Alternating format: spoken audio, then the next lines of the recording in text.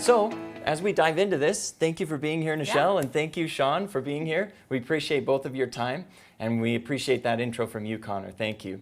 So, as we dive into this and we talk about how your culture is hurting and it's not about the economy, we're talking about how things are tough out there. There's a lot going on with economic anxiety, a lot going on with just a whole host of issues that you as HR leaders are facing. And we want to talk about those with our subject matter experts, with Nichelle and with you, Sean. And we are going to dive in and talk about those in depth and talk about what you as leaders can do to fix that. So business leaders and people have a difficult job, right? You are dealing with so many different things on a day-to-day basis. And Nichelle, I wonder if you can speak to this, just being in HR yourself. Mm-hmm. How difficult has it been over the last several years adapting to both the pandemic and then the Great Resignation and all sorts of things like this? I wonder if you can speak to that a little bit for us. Yeah, I think any of us in HR can really attribute to some of the hardships of we had to create from scratch a lot of the processes that were happening, especially during COVID. I think, especially for myself, trying to figure out how to get teams engaged, how to get managers on the right track, especially when we were all separated, I think is huge. So yeah, there is that huge weight upon each of us HR leaders. Oh yeah, absolutely. And Sean, in your work as a consultant, what have you seen HR leaders dealing with in addition to what Nichelle has been dealing with as an HR leader? Yeah, no, thank you. I mean, vaccination requirements, depending on the type of industry and organization. So working through that, and then, what does that look like now? But for some organizations, it was having to let go of part ways with staff that for reasons couldn't be vaccinated. So I mean, there's so much that happened that was sometimes a first for organizations to deal with. And of course, the remote workforce, and now getting into hybrid or getting people back to work. So there's a whole around our work life, right? And so organizations and for HR, it's this continue to do more with less, right? So we find we're constantly challenged with our resources to deliver. So absolutely, do more with less. I think I think that's like our motto is do right? more with less. So especially in HR, just okay, great, you're doing a great job. Do a little more with even less capability. But I wonder if some of you on this call on this webinar have been experiencing the same. So we want to kind of give you some support and talk about what you can do now, even if you are being asked to do more with less. So first, we want to set the stage a little bit. We want to go through how things are difficult, and I don't think we need to hit on this too hard because you as leaders know this, but employee engagement is declining for the first time in a decade. This is from a study done from LinkedIn. So from 2020, 2021, and 2022, you can see that sort of progressive decline. The reasons for this are varied. It could be different depending on industry or what your particular organization is experiencing, and maybe your organization isn't experiencing this same thing. But overall, engagement is declining. And Sean, I wonder if you might speak to that a little bit. Why do you think engagement has been declining, and what are some of the reasons that people are dealing with that these days?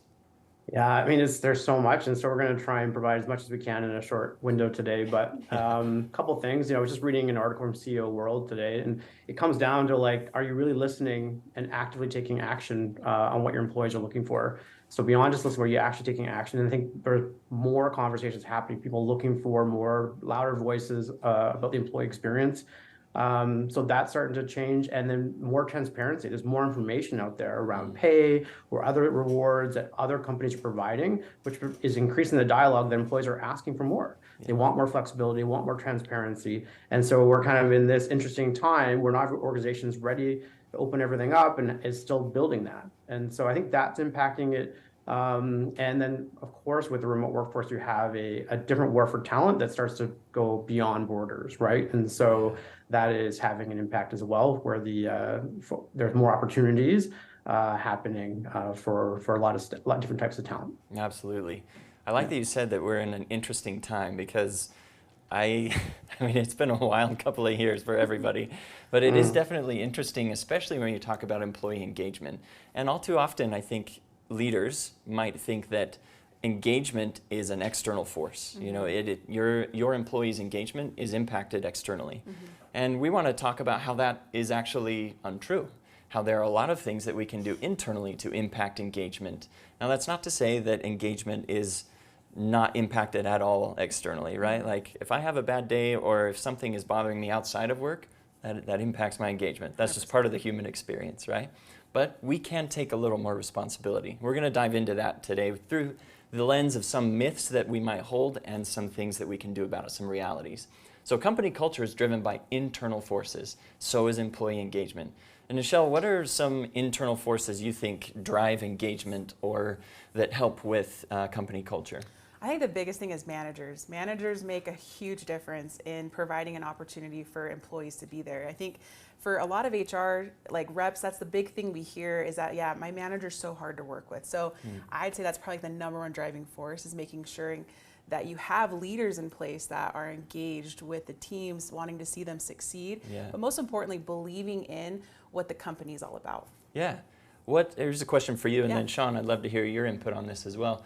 How do you get managers to buy into that? Yeah. Because they're dealing with a lot. Yeah. How do you get them to focus on engaging their employees and kind of being a good manager? Yeah, I think sometimes it's being reminded of, okay, why did you get placed into this position in the first place?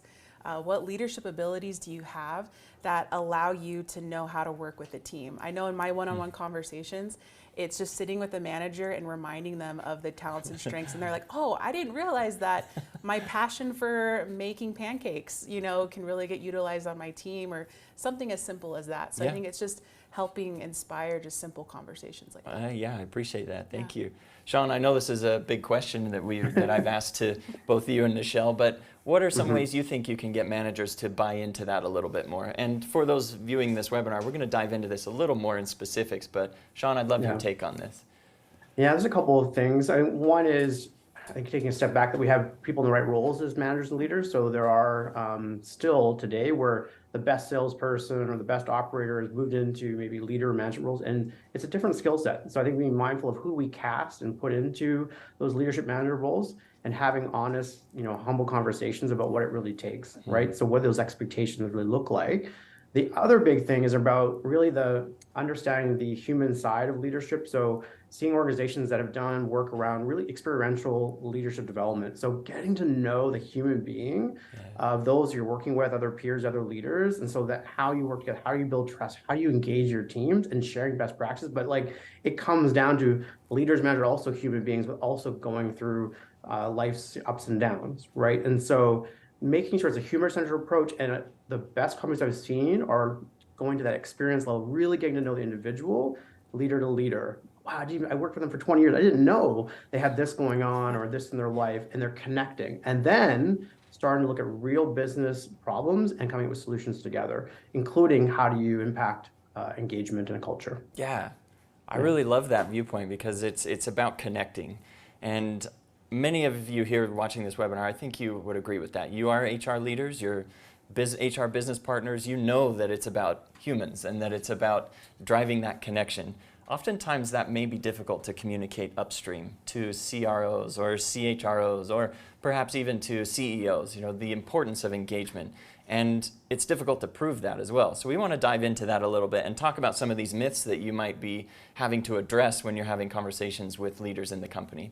So what myths are we holding on to? What excuses are we telling ourselves to kind of ease our minds about employees' lack of engagement? Maybe it's like we just talked about. Maybe it's because, it's external. I can't really do anything about the economy, and that's true, but you can also have an impact person to person, like you were mentioning, Sean.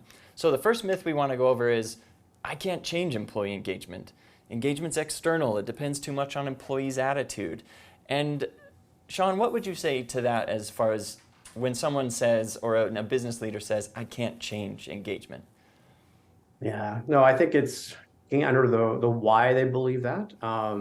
I think a part of it is understanding of what the driving forces are, right? And so what can you control, not control, right? I think bringing in those, the data that shows hey, we've had this type of engagement historically. This department or area has a higher engagement, and why is that? So usually when you look at organization engagement, there's one overall score, but you can drill in and kind of see nuances. You can look at history, you can look at benchmarking, and you can see there's tons of studies that show the correlation between higher engagement and a higher financial ROI in terms of your shareholder value, et cetera, and productivity and profitability. So the numbers are there to show why it's important. And I think part of it is getting under what is the reason why that leader believes they can't change it. So just getting under it, because there probably are a few questions, why, to get under what is holding it from that lens of I can't change it. Yeah. And these are putting the mirror up. Some of these conversations are really hard to do because it's looking at ourselves, because leaders and managers have a huge influence on the culture and the engagement of the organization. And sometimes it's what are we doing in terms of maybe just increasing organizational burnout, right? And so are we, again, do more with less? We have to hit these 12 priorities, but we really only have enough staff to do 3, or the interdependencies. Well, we can't actually deliver that, sales, new product, whatever it is, until we have the sales team. So really being realistic of what we can do, how we do it, when we do it, really impacts the engagement as well. And so I think it's getting into our planning cycles and really thinking strategically about that. And the why is there. Yes, it's good to have a healthy, productive, engaged workforce, but it also financially has great impact. So you can't employ people if you're not providing a good financial statement, right? Yeah, absolutely. I really appreciate this conversation around leadership that you brought up, Nichelle, and Sean, that you've hit on as well, that you need to get managers and leaders to really buy into that, right? Yep. And this stat right here, leaders have the single largest influence on employee engagement. This is from a study by SHRM. So that is a huge amount. Like, leaders, they truly are the most impactful in your organization. Like you were saying, Nichelle, if you get your leaders on board, that's going to have an impact. So leaders account for 70% of the variance in employee engagement scores. That's basically a fancy way of saying that over 2/3 of employees agree that a good leader will help them feel engaged. Nichelle, we all have examples of bad and good leaders, Yeah. but what is the impact of a good leader, and do you have an example of a good leader that's really made you feel, whether at work or otherwise, more engaged in what you were doing? Yeah, I had a leader that was really good at being autonomous with the things that he asked me to do. He would kind of set the level, but then he would just kind of let me do what I needed to do with the talents and passions that I had. But that experience honestly really helped me just establish culture within my team, because he'd come in and check in, see how I was doing, would give me the feedback that I needed to, but he would also let me struggle if I was having a hard time with something. But for me, that was the greatest example that I had. So when I was trying to raise up leaders within my own organization, I was able to kind of mimic some of the things that he would do, of asking questions, probing things, and sometimes he'd tear up my idea and just say, hey, go start over again. But for the most part, he was just we wouldn't hold my hand, but he just was guiding the way of, hey, why don't you think about this? Just take a different perspective. I think that was the greatest thing for me a leader did, was just offering a different perspective. So like Sean said, that a leader, you need to care about the person, and you have to also be a leader. What was it about this particular leader that made you feel like they cared for you as well as that they were being, a mentor?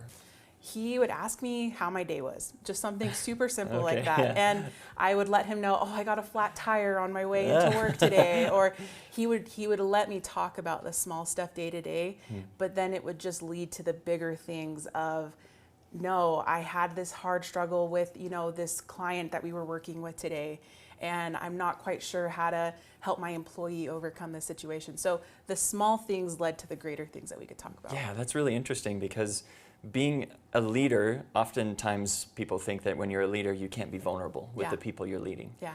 And there is a balance there, right? You don't want to be extremely vulnerable because you need to also be a mentor. But I think it sounds like this leader was really great at allowing you to be vulnerable, and that they were also opening up a little bit to you, and there was a really great dynamic. That's hard to achieve, That's really great. I even remember being through COVID, and even for myself, I have to go to my staff and say, all right, we're going to be out of here in a week. And then it turned into 2 days, and then it turned into 2 hours, and it just kind of got into crisis mode. But because I had that experience of vulnerability, and now that I was the leader of that organization, it was really amazing to be able to kind of use that with my staff and being like, hey, I'm worried about what this means for us. I don't know what, this pandemic's going to look like, or what a pandemic even was. Yeah. But that was a great experience for me that led me to a moment of crisis to where I knew what vulnerability looked like. That's amazing. Yeah. I really appreciate you sharing that transparency. Like Sean, like you mentioned, being a transparent, vulnerable leader, you can have an incredible impact on employee engagement just with the people you're around. And maybe, like you said, Nichelle, it's as simple as saying, how are you today? I think sometimes we forget that the simple interactions can mean a lot. So myth number one, you can't change employee engagement. You actually can. Every leader can. Leaders have the single largest influence on employee engagement. So myth number two, you might hear sometimes from leaders that, well, perks are enough to keep company culture vibrant. That's what keeps people engaged. We got a ping pong table, or we have a pizza party every couple of weeks, or we might have a holiday party. Mm-hmm. And Sean, how would you address this when leaders come to you to say, perks are enough, I can't do more than that? Yeah, no, I think when I've heard this type of statement, it really is sometimes almost like kind of a quick response, like there's something behind a fear of change, of doing more, right? So, and this is like, oh, check, the kind of check the list that we have these things and everybody likes them. And so it's, part of it is not knowing everybody sees perks the same way. It's not a one size fits. Not everybody's going to want to play ping pong, or the holiday party may not work if somebody doesn't want to drink, right? And so so there's a lot in kind of going underneath why when a leader says, or organization's like, yeah, perks are enough. It's different nowadays, and it's always been there, but now we're talking about it, I guess, in terms of individuality, different preferences, unconscious bias, etc. When it comes to issuing types of perks, right? Are they inclusive? Are they accessible? There's just all different types of people with different positionality and looking at life, and what means something to them, what is valuable to them. And so I think, yes, it's great to have these perks and programs and all that, but that's not enough. I mean, we go back to myth one around, the impact of leaders. You can have all the perks in the world, but if the leadership and management in that piece has lots of opportunity, people will leave. The perks will not keep people. And we see that, people will leave for, less of monetary, 10% less wages for a better environment, a work environment. So we know, and the stats show that employees will leave. So perks are not enough. And a follow-up question to that for you, Sean. Perks definitely aren't enough. I mean, you can see here, culture is more than perks. It's the combined experience of every employee. With that in mind, Sean, what would you say is the role of perks? Because so many organizations have these perks. What is the underlying role behind them, and how can they be improved? Yeah, so the purpose, and this kind of goes into like when you have a Total Rewards philosophy statement, you kind of go into why you have certain things. So it's really important to understand why versus it just being, hey, we have all these discount programs and things, and it's just great to have, versus why do you have them? So is it to support certain types of more active living, or to support the pocketbook, right? To provide discounts, those less out of pocket, because that's important. So getting under the why is really important for why you have your perks, and then to be able to explain what you have. And so a lot of organizations, and I've been this a long time, they kind of just become a list on a shared internet site or something, all these things we have. And they're not tailored, they're not personalized, they're not up to date. The enrollment form is from 1997, So you got to go back to why you have them, and then you have to have a plan of how you educate and roll them out. And what's interesting, I've worked in different companies, who actually owns the perks. So sometimes it's not the Total Rewards or compensation or benefits team, it's owned by somebody else. So I always challenge organizations to think, where do you put the perks? Where do you have them? Because you are seeing there are vendors out there that have great benefits, well-being, technology, platforms where perks are now included in there, right? Oh, add your perks in here. So it is about everything that you get for being part of the deal, I guess. So modernizing it, keeping it fresh, really owns it. And then thinking about perks from that kind of DEI lens and ESG, like just really thinking about who are those vendors? What do they stand for? So going beyond a little bit further is really important, because maybe you're pushing something that doesn't work from maybe an environment standpoint, or whatever is important to you as an organization. So perks need to be looked at from new lenses, if not already being done. Well, Sean, you mentioned that it's part of the strategy. You have to think about, okay, so why are we doing perks? I really like that you brought up that point of why is this happening? And I think that's a big question that I think sometimes leaders miss, because it's just, oh, well, this company's doing that, so we'll do it. But honestly, as an organization, you have to ask yourself, why am I doing this? What's the outcome that we're trying to get from this perk? So if we have a gym perk, why are we doing it? And it's not just because, we want people coming and looking at bodybuilders, but it's because we want you to mentally come in ready to go. What I love here is we have a motto here at Awardco that's you you work to live, not live to work. And I think that's such like a really amazing mentality. And that was a refreshing thing for me when I first joined the organization, was because I was in that 100-hour work week at my previous organization, and that was hard. And so coming into an organization that really valued me as an individual and me as a person, it allowed me to bring my best self. So yeah, for organizations, ask yourself, why are you doing the things that you do? Is it just because this was a cool thing that you saw in an organization, or is it really going to add value? Yeah, is it going to contribute? Sorry, go ahead. Can I add to that? Yeah, Please. One of the exercises I do over the years is kind of this play versus win. So what do you need in total rewards and perks just to play for talent, like just to get, and then where do you want to win? So that why, we're going to differentiate on these things, whether it's pay or benefits or different types of perks or whatever it is, but where do you want to win? Where do you want to, versus just like, copycat whatever somebody else is doing, right? You could be inspired by what other people are doing, but what is your why? So this play versus win, and it's really interesting, and I'll leave on this point, what leaders think should be in the play versus win category versus what employees think or mid-managers. So there's usually a variance. So yeah, definitely. That brings up a thought. We did a study a number of years back where we saw that managers and leaders thought that employees were getting recognized a certain amount. This just kind of speaks to what you were saying, Sean, about how sometimes leaders think one thing and it's what's actually happening is totally different. But managers thought that employees were being recognized a lot, and employees, they responded and are like, we're not getting recognized at all. You got to define what's that recognition. Like, hey, good job, buddy. But no, it's like, no, we want the meat of it. Truly. What are we doing? Or maybe they thought a perk was a recognition, right? Like, here's your gym membership.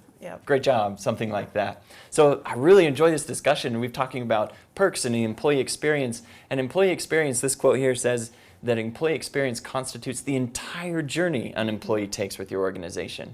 It's from beginning to end. This includes everything from pre-hire to post-exit and everything in between. This is what we're talking about. This is why we're talking about perks. This is why we're talking about, like recognition and how you can't change engagement. It's the entire gamut of everything you're doing.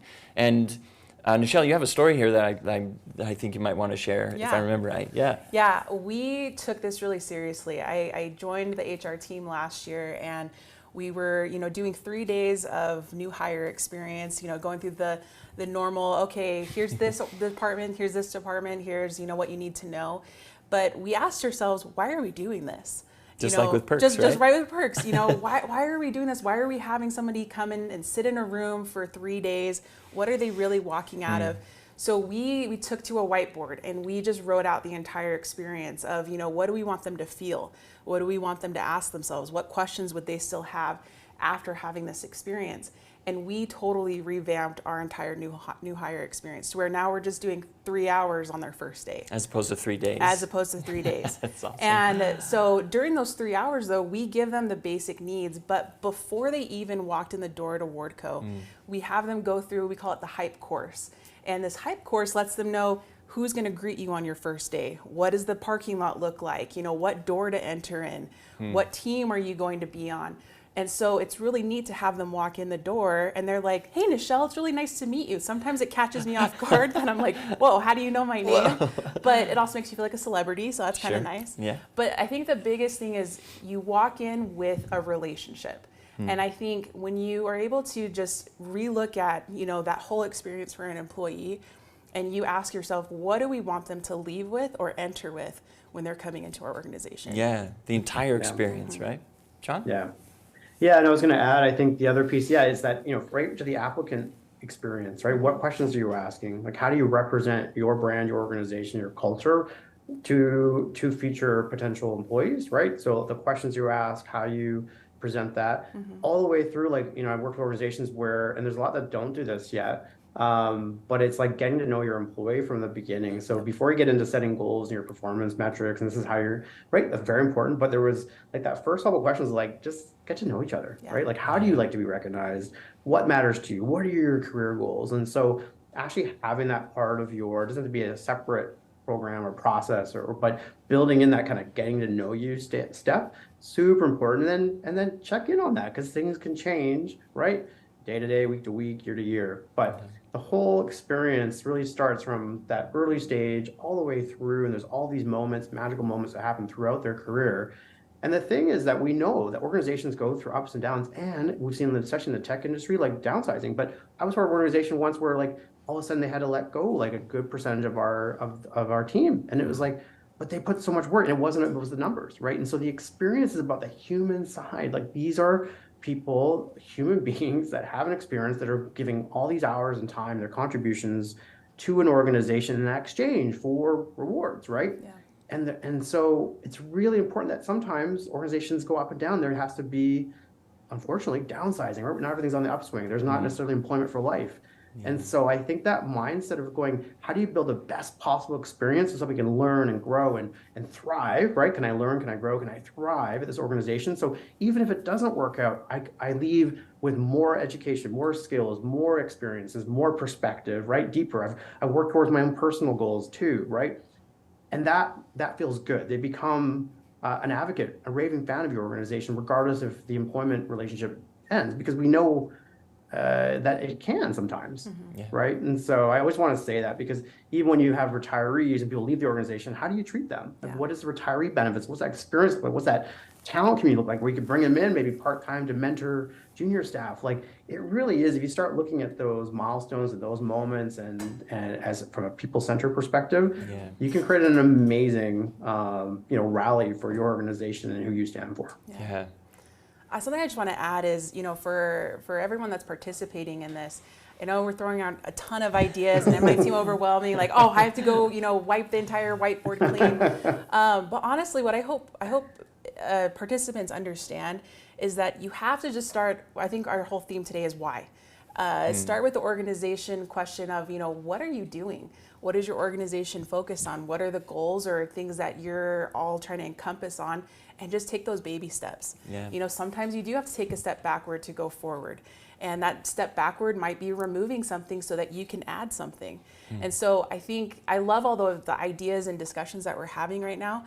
But I think for any HR, organization, just take it step by step. It doesn't have to be this total, complete wipeout of anything. But I think if you leave with anything today, I think the biggest thing is just what small change or what small idea can you take and mold it to support your organization. Baby steps, incremental improvements, right? No, it's all due on Monday. Come on. Let's do this by Monday. That's really great. I appreciate you sharing that, Nichelle, because it often can feel overwhelming. I have so much to do. Like you said, Sean, we have to do this by Monday, and oh my goodness. But we're going to talk about a few things later on about what incremental improvements you can make today or this week or something like that to maybe help give you a little bit of that boost, because we don't want to just spew a whole bunch of stats at you and then just say, okay, great, good luck. We want to try and provide you with something that can help you increase your value and bring more value to those that you work with. So as we're talking about the employee engagement, the holistic approach to it, and we're talking about these myths, keep in mind that we have a goal to help you with that. So as we're talking about the everything in between, the employee experience, I really want to touch on ERGs, diversity, equity, inclusion, and belonging, and more, because Sean, you are an expert in this field. Nichelle, as are you. I would really love to get your perspective on this, just because it's such an important and vital piece of HR right now, and in any organization. And how do we do that? So we're going to go over a few things, but let's talk about DEI and belonging for a minute. How do we do that? What are some ways that people can do a little bit better with that? Nichelle, I'll toss it to you first, and then Sean, I'd love to hear your thoughts. When I entered into the DEIB space, I felt overwhelmed. I was like, where do you even start? There's so many different opinions. And I think the biggest question that, I had to continue to ask myself is, what is the issue happening at my organization? And what can I do as an individual to help others, jump on board with that idea? So for us, it was our ERGs. We had 2 ERGs in place, our women's ERG and our Pride ERG, and they had great intentions. There wasn't a lot of organization to them. So the question was, how can I help these ERGs get organized?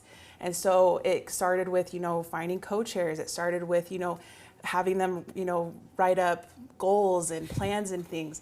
But what has happened is our women's ERG, especially during Women's History Month, they set up a program to where every single woman on March 8th was able to be recognized for whatever. And it was really neat just to kind of see our platform just blow up with very specific but intentional recognitions.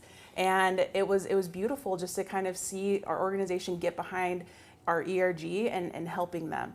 And I'm really excited to see what other events are coming. But just starting out with that question of what's currently happening and how can we celebrate the individuals that we have around us. Goes back to why. What is an ERG?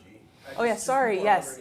So an ERG is an employee resource group. So it's an opportunity for employees to come together. So for an example, women in our organization, they're really intentional on trying to help women in our organization improve professionally, but then even just have an opportunity to talk and discuss. So employee resource group is what an ERG is. Yeah, thank you for that. And that day, the International Women's Day, that was awesome. Yeah. That was really great because we were celebrating individuals, right? It was a group, but we really pulled it together to celebrate individual people. Like you've mentioned, Sean, about you need to help people feel like they belong somewhere. And that's really important. And it's also important to create a culture of communication. And Sean, I wonder if you might speak to that about how do you even begin? Like you said, Nichelle, with ERGs, you kind of had to figure out a way how to do that. Sean, how would you even begin to create a culture of communication, especially if perhaps the lines of communication are maybe a little bit fractured? Yeah, so, I think it's always going to start with a little bit of the sponsorship, right? Of what does leadership communication look like? And what are we trying to say? And so there's communication that comes externally, right? That external voice versus internally, and how do we align those things? So a lot of when we think about employees are also seeing what we're doing externally. So the culture of communication is around both sides. What is the message internally? And so bringing those, if you're in some organizations they're separate, and sometimes that's a challenge, there's a bit of a rub. So that integrated, where I've seen it work well, is that integrated communication planning, where you actually have those partners coming together to talk about what are we doing for external PR messages and the internal, and line those things up and get back to why are we saying this?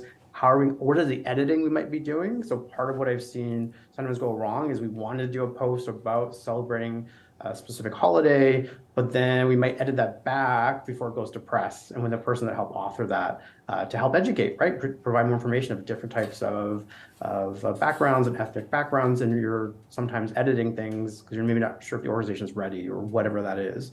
So it really is that when I've been part of DEI teams and obviously HR teams working with the external communications team, and we were building a plan together, right? Of this is what we need to say, this is when we're going to say it, this is how the flow is going to be.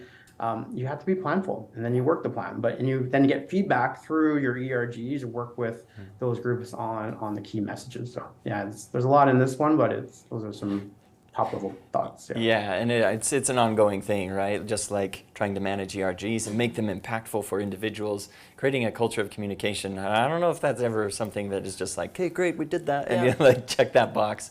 It's something that is continually going to be needed. You have to work on it.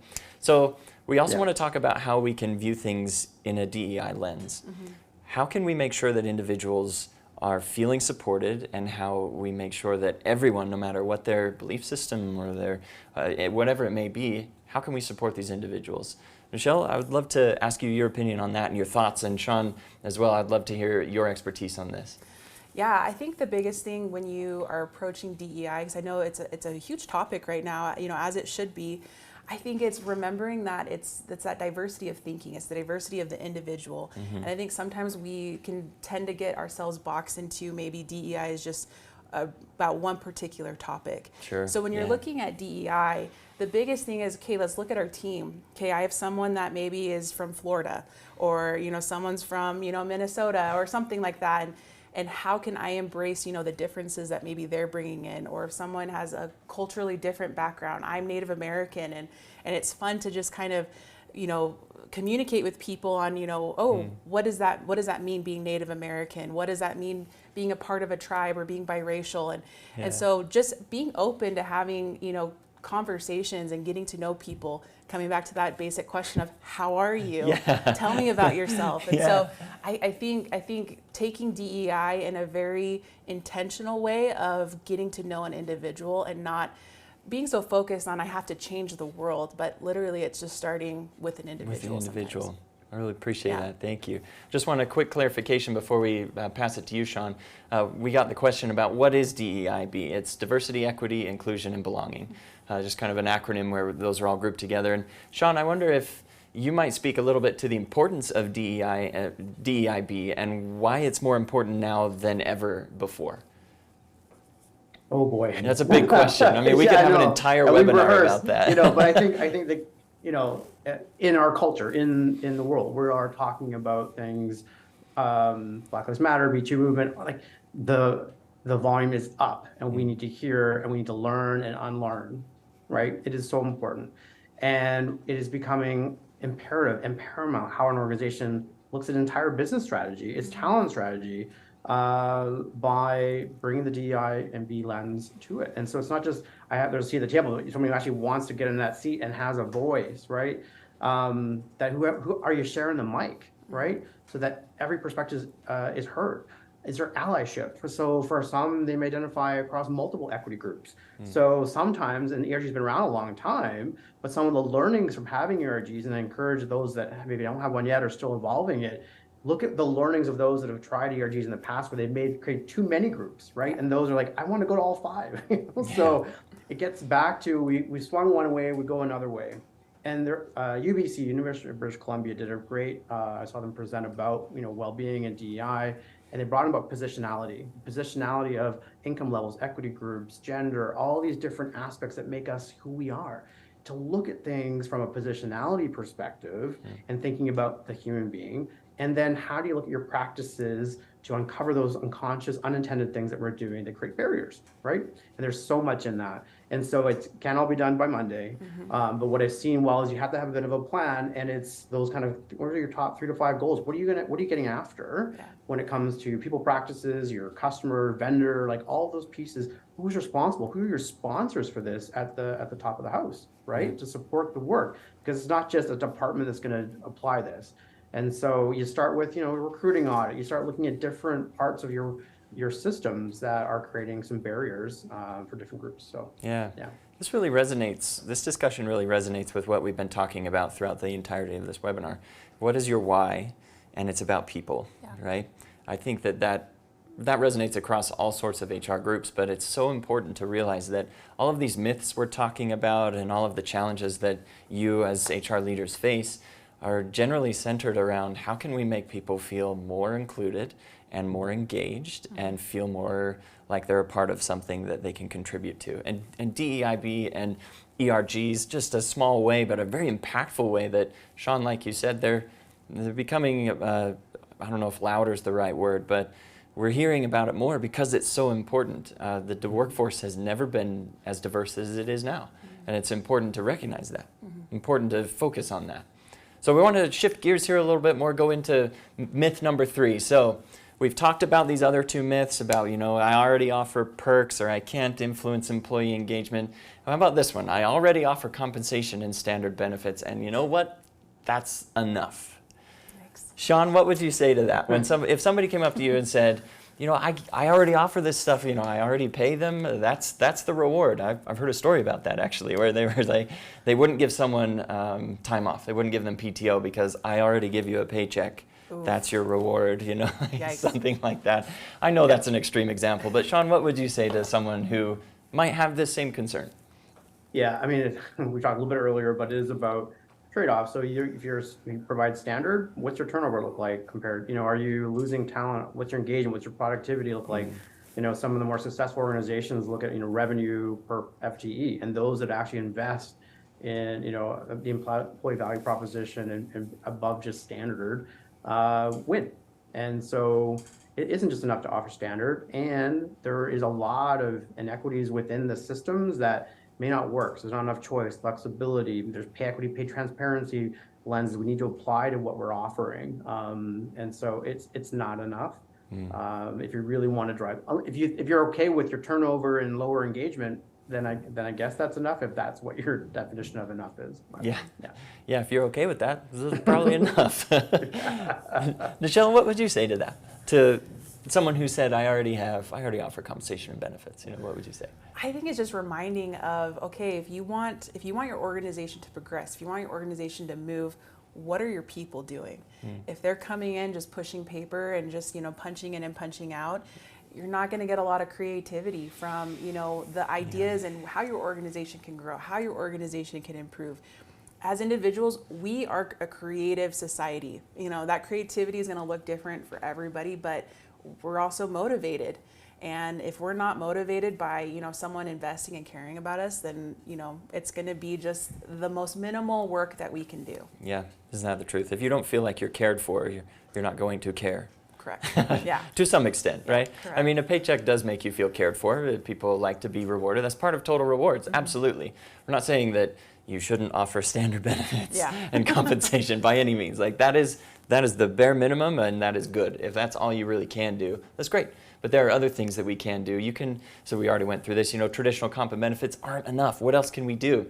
Well, you can focus on total rewards. And throughout this entire webinar, we've been talking about, total rewards here and how rewards impact this and how, engagement that. The total rewards are just a vehicle for you to drive that engagement across the entire spectrum of the employee journey. So what are total rewards? It's defined in a lot of different ways. Here are just a few, and if Nichelle and Sean, if you have additions to this that you've heard about, oh yeah, this is also total rewards, let's put it there too. But compensation and benefits, like we talked about, gotta have it. That's a lot of reason why some people work. You need the money. And then recognition, that is a piece of rewards. Recognition can mean a lot of different things, and we'll go into that. Rewards can also mean a lot of different things. Celebrations, professional development. There's so much that total rewards can encompass. And in fact, I think you could quite easily say that the entire employee journey is about total rewards, or it's impacted by total rewards across the entire piece. So we must improve what we're already doing. Nichelle, just like you said, baby steps. This is where we're going to get into that. What can you do? What can you do now? It's often really difficult to look at something like a huge mountain and, like you've said, Sean, well, we got to do this by Monday. Probably not. Yeah. You probably can't do it by Monday, and that's okay. But we can improve what we're already doing. So many organizations are already doing recognition, celebrations, benefits and well-being, professional development, and we're going to dive into those a little bit. So improving what we're doing, recognition. Lack of recognition is the number one reason employees leave their jobs. Now, that does depend on who you're talking to, right? Some people, like you mentioned, Sean, earlier, if you're having a bad experience or you have a bad manager, you're probably going to not stick around. Yep. But that can also play into recognition. This is from a Gallup study. You can also find it in the book, How Full Is Your Bucket by Gallup. The lack of recognition is the number one reason that employees leave their jobs. That's incredible. So what can we do now? What are some little tiny improvements we can make? Michelle, what do you think? Yeah, I think the biggest thing is just recognizing the little things. I think that's probably the biggest thing I will repeat all the whole time is those little things can be just simply as, like, let's say that I am, noticing that my manager is, having consistent one-on-ones with somebody. And it's just recognizing, hey, thanks so much for taking some time to invest in your team. I think just being able to just recognize those moments, or really just saying thank you for, the big projects that people are doing. I think that's a great way to just begin. Absolutely. But then just having some moment of when you're coming to those comp cycles and you're trying to, come up with their performance reviews, highlighting those small wins, because as a manager, you're not recognizing those as wins. You're recognizing that as it's your everyday job. So if someone else is telling me, like, wow, I'm really impressed by, this calendar that you have with your staff, I think that's a small win right there. Yeah, definitely. We collect a lot of data at Awardco, and based on the data we found, the average employee is recognized less than one time a year. Now, how can you get recognized less than one time a year, right? That's just an average, right? So a lot of people are getting recognized only one time a year. So if you're doing recognition more than once a year, whether that is through a holiday celebration or it's just a, hey, I saw you did that, great job. You're doing it better than the average. And that's a great reason to do that. It's a great way to just pick it up just a little bit, right? So now we want to talk about improving what we're doing as far as celebrations go. More than one recognition program can lead to 12 times better business outcomes. So there are a lot of different kind of celebrations we can offer, especially considering the DEI lens. So Sean, I wonder if you might speak to that a little bit. What are some celebrations you've seen other people doing at work that help buoy up people and help them feel more engaged? Yeah, I think is one of the things that I always kind of come to is organizations that try and build a fearless culture. And so where that comes from is it's okay to make mistakes and learn, or they called it a failure award. So celebrating even those things that maybe didn't land, but what did we learn from it? And so kind of flipping things on its traditional head, saying, but how do you create a more fearless culture? Because so much of how we operate is these limiting beliefs and fears that keep us from moving forward or trying stuff. And so just one example is, how do you celebrate those near misses or near wins, I guess, and what do we learn from them? And how do you celebrate that we were trying to be innovative here, but this is what we learned from it, and how we can apply go forward. So versus only celebrating when it's like we nailed it out of the park. I think it takes effort to do that. Yeah. But it is good to kind of challenge the norm of like, well, we do service awards, we do birthdays, we do those things, but what about, creating more of a fearless culture and recognizing when things maybe don't go right, but what did you learn and what did you try, and appreciate the effort and the outcomes of that. What a cool And then the other idea. big piece. Yeah. And I think just celebrating the personal stuff. Like, how do you, when you get to know somebody, get to know them, like, oh, they're having a child, or there's something important and personal to them that you could recognize and celebrate, and tailor that personal celebration. Yeah. I really like that idea of celebrating perhaps where you didn't quite hit the mark.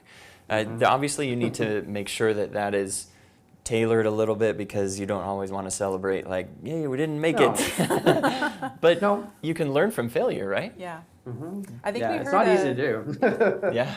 Yeah, I think we heard like an example one time in our company meeting. Our CEO just mentioned, I had heard from a company that if who had the biggest mess up this week, and for that company, that was something that was ingrained in their culture to say, okay, that was your mess up, but what did you learn?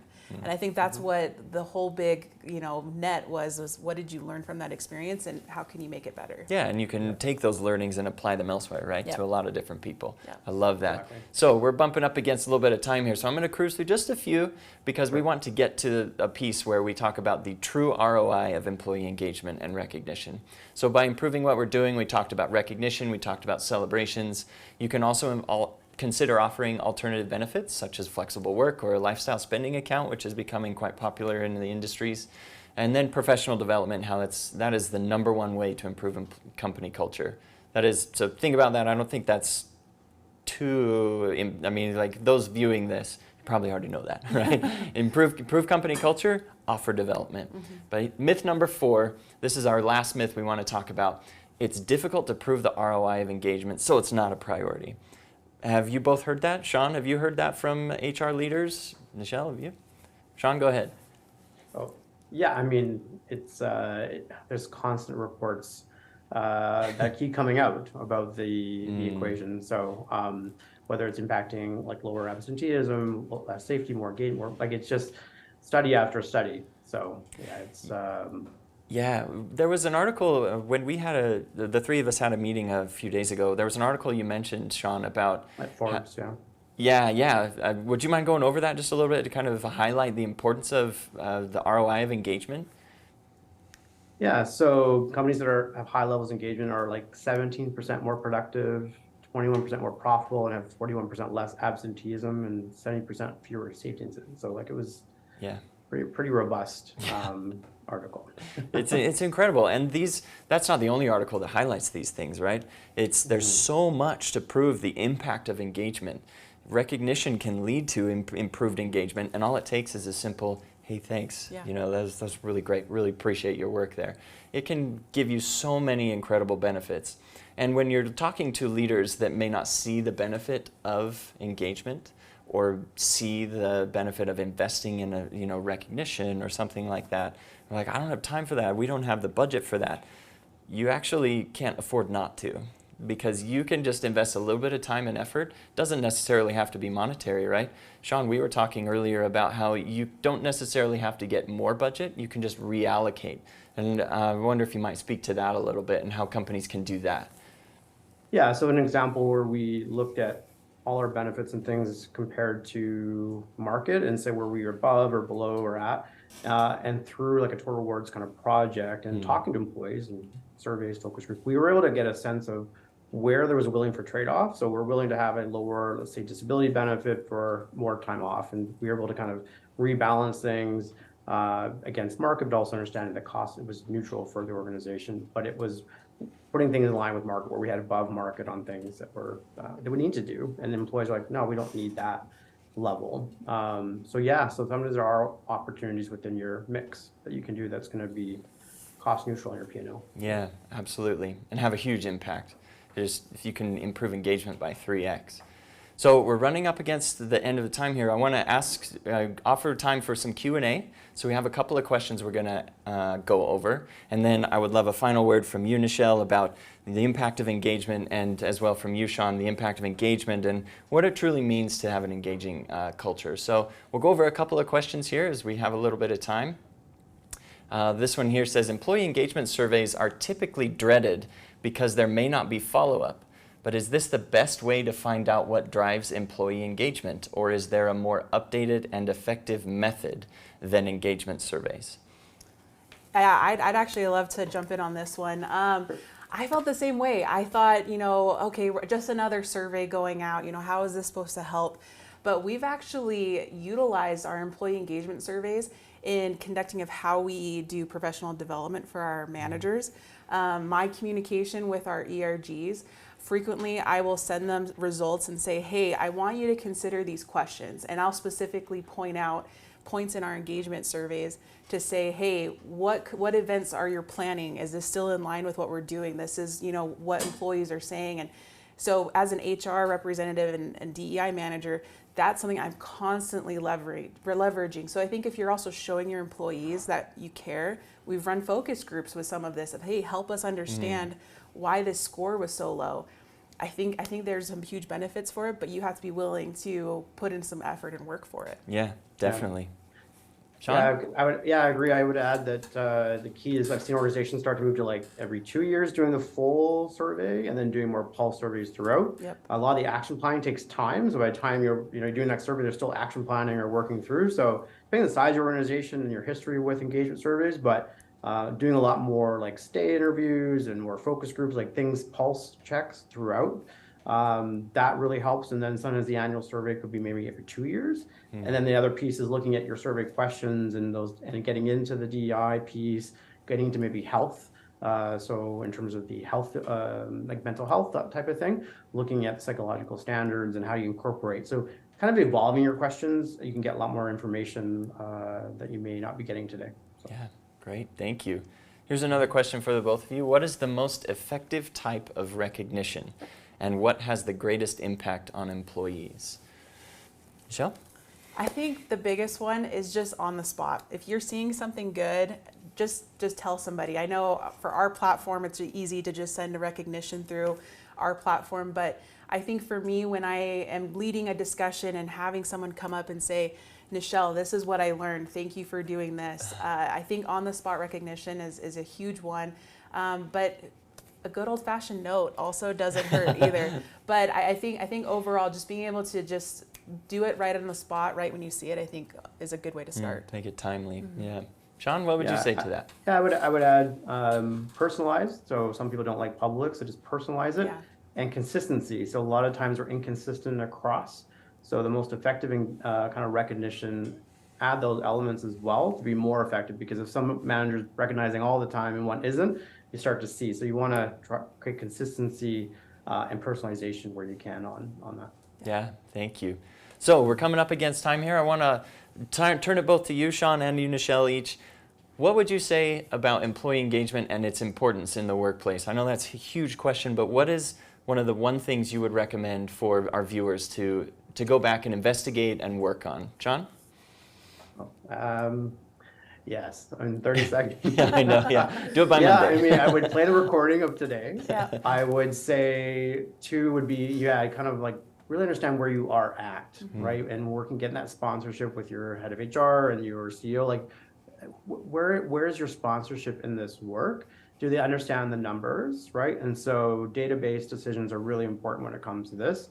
So building out a bit of a dashboard and really understanding it from like where you at and who your benchmarks are. Is it yourself versus like your industry? Like sometimes your best benchmark is within your own organization, where you might see engagement, absenteeism, access to whatever it is.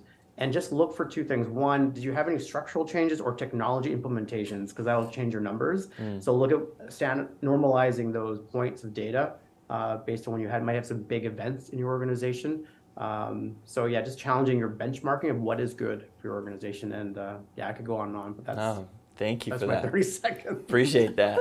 And Michelle, what would you hope somebody takes away from this today? Yeah, I think, Sean, you hit up all the points there. I think I would just add, what's something that's coming up? What do you have on the calendar right now? And asking yourself the question, how is this going to influence the individuals that we're putting this on for? So if you have a summer party coming up, what is your intention of of having this event? And just starting there, what's currently happening in your processes that you can just tweak a little bit? Is there an added activity, or do we need to remove something, or can we ask somebody to participate? I think is a good place to begin. Yeah, thank you. So thank you for attending this webinar today. You will receive a recording of it and a copy of all the slides. Please feel free to connect with Nichelle or Sean or myself, Bronson, on LinkedIn. We can definitely continue this conversation. We can offer any insights that we might be able to give. So thank you. We'll toss it back to Sherm and Connor, and we'll go from there. Thank you.